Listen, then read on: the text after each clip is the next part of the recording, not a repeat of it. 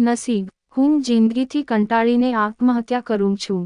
આ માટે બીજા કોઈને જવાબદાર ઠેરવશો નહીં. આવૃત્તિનો આમાં લેશમાત્ર વાંક નથી. આહવાનને લાગ્યું કે આવૃત્તિ વિના નહીં જીવી શકાય, એટલે એણે મરવાનું નક્કી કરી નાખ્યું. નિર્ણય પાક્કો હતો, હવે માત્ર પદ્ધતિ જ પસંદ કરવાની બાકી હતી. એણે દોડતી ટ્રેન નીચે પડતું મૂકવાનું નક્કી કર્યું. સૌથી પહેલા એણે રેલવેની ઇન્ક્વાયરીમાં ફોન કરીને નજીકનો સમય ધરાવતી ટ્રેનનો સમય પૂછી લીધો.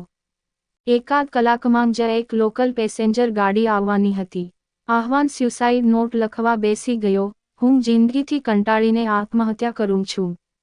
મારા મૃત્યુ માટે બીજા કોઈને જવાબદાર ઠેરવશો નહીં. આવૃત્તિનો આમાં લેશમાત્ર વાંક નથી. આવૃત્તિ કોણ એ હું નહીં જણાવું, પણ એટલું કહીશ કે હું એને ખૂબ ચાહતો હતો. ગઈકાલે જ મેં એને રૂબરૂ મળીને મારા પ્રેમ વિશે જાણ કરી. આ માટે મારે ખાસ્સી એવી મહેનત કરવી પડી હતી. 10 નવલકથાઓ વાંચીને, 15 નાટકો જોઈને, 20 ફિલ્મો જોઈને મેં વાક્યો પસંદ કર્યા, સિચ્યુએશન નક્કી કરી અને અભિવ્યક્તિની શૈલી પસંદ કરી, પણ બદલામાં એને એક ઝાટકામાં મને વાઢી નાખ્યો. હું ભાંગી પડ્યો છું. આવૃત્તિની પ્રાપ્તિ વગર હું જીવનની સમાપ્તિ તરફ જઈ રહ્યો છું. એવી આશા સાથે કે આવતા જન્મમાં એ મને જરૂર મળશે. લિખિતંગ પત્ર બરાબર ગળી વાળીને એને શર્ટના ખિસ્સામાં મૂક્યો. પછી એ નીકળી પડ્યો. રેલવે સ્ટેશનથી થોડે દૂર પાટા પર જઈને સૂઈ ગયો. થોડીવારમાં જ પાટા ઉપર અડતાં એના કાનમાં આછો ધ્રુજારીનો અવાજ રેડાયો. એ સમજી ગયો કે ટ્રેન સમયસર છે. આહવાનનું કિસ્મત એનાથી રૂઠેલું હશે, કારણ કે એને મરવા માટે રેલના પાટાની જે જગ્યા નક્કી કરી હતી ત્યાં માણસ તો શું, ચકલુને ફરકતું ન હતું. મહિનામાં 29 દિવસ એ સ્થાન નિર્જન રહેતું હતું, પણ બાકી રહેલો એક દિવસ આ દેવદાસને નડી ગયો. રેલવે ટ્રેકની નજીકમાં આવેલા હનુમાનજીના મંદિરે ચારેક ભક્તો દર્શન કરવા માટે આવતા હતા. એ લોકો પાટા ઓળંગતા હતા અને એમની નજર આ જીવતી લાશ ઉપર પડી ગઈ. જે બજરંગબલીના નાદ સાથે એ લોકો દોડ્યા, અને ટ્રેન આહવાનના દેહના ફૂરચા ઉડાવી નાખે તે પહેલાં જ એને ઉઠાવીને દૂર લઈ ગયા. ટ્રેન તો આગળ નીકળી ગઈ, પણ ચારેય બજરંગ ભક્તોએ આ મૂર્ખ મજનૂની ધોલાઈ કરી નાખી. એકે એના ખિસ્સા તપાસ્યા, ચિઠ્ઠી વાંચી, પૂછ્યું, કોણ છે આ આવૃત્તિ? એના માટે મરવા ઊભો થયો તો. શરમ નથી આવતી? આ મનખા દેહ ફરીને નથી મળવાનો. એવું બધું શિખામણનું ઘોડાપૂર ચાલ્યું. આહવાન રડતો રહ્યો, કરગરતો રહ્યો, અને એક જ વાતનું રટણ કરતો રહ્યો, મારે નથી જીવવું. મારે મરી જાવું છે. મને પાટા ઉપર પાછો સૂઈ જવા દો. પણ ગાડી તો ચાલી ગઈ હતી. હવે શું? બીજી ગાડી ક્યારે આવવાની છે એ જાણવા માટે રેલવેની ઇન્ક્વાયરીમાં ફોન કરવો પડે. બજરંગ ભક્તોએ એમની ફરજ પૂરી રીતે બજાવી. પોલીસને જાણ કરી. આહવાન અને એનો પત્ર બંને પોલીસને સોંપી દીધા. બીજા દિવસે છાપામાં સમાચાર ચમક્યા, આહવાન નામના એક યુવકે પ્રેમમાં નિષ્ફળતા મળતાં આપઘાતનો કરેલો પ્રયાસ.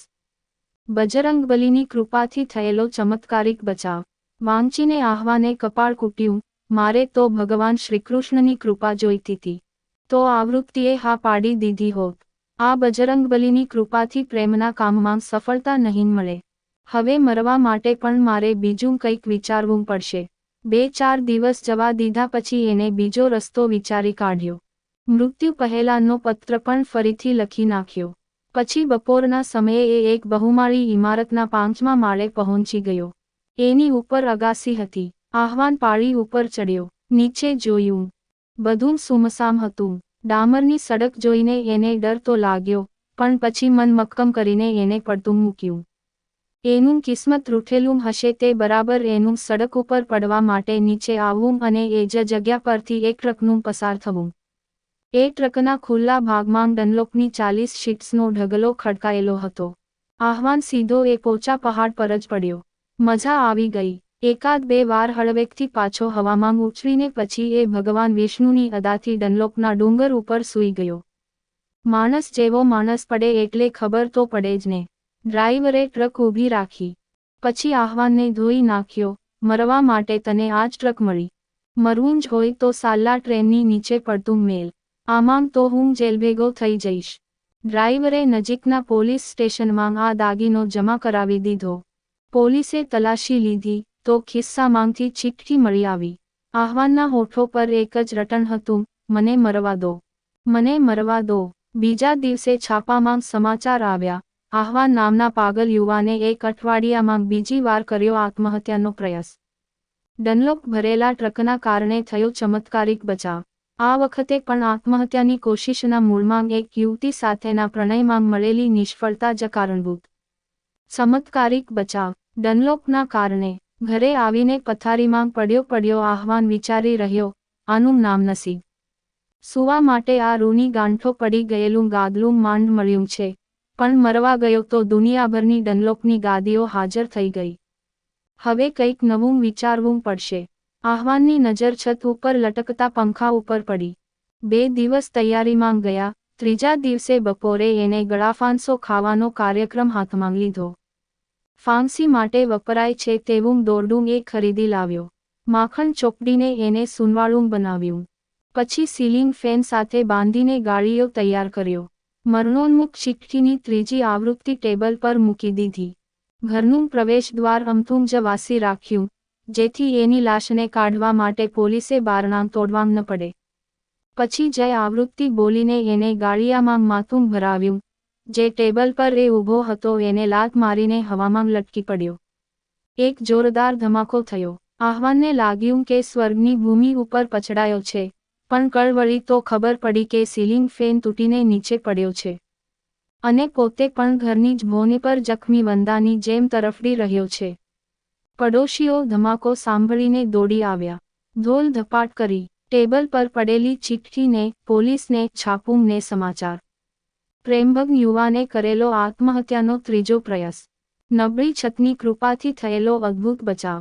આ બધું ચાલતું રહ્યું અને આહવાન ચીસો પાડતો રહ્યો, મારે નથી જીવવું, મારે મરી જવું છે, પ્લીઝ મને મરી જવા દો. છાપામાં અવારનવાર સમાચાર છપાયા તે વાંચીને આવૃત્તિ હલી ગઈ. આખરે એ માણસ હતી, પથ્થર નહીં. એને કોઈ વચેટિયા મિત્ર પાસેથી આહવાનનો ફોન નંબર મેળવી લીધો. પછી ફોન કર્યો. આહવાન તેમ મને કહ્યું તું કે તું મને પ્રેમ કરે છે, પણ એવું તો કહ્યું જ ન હતું કે આટલો પ્રેમ કરે છે.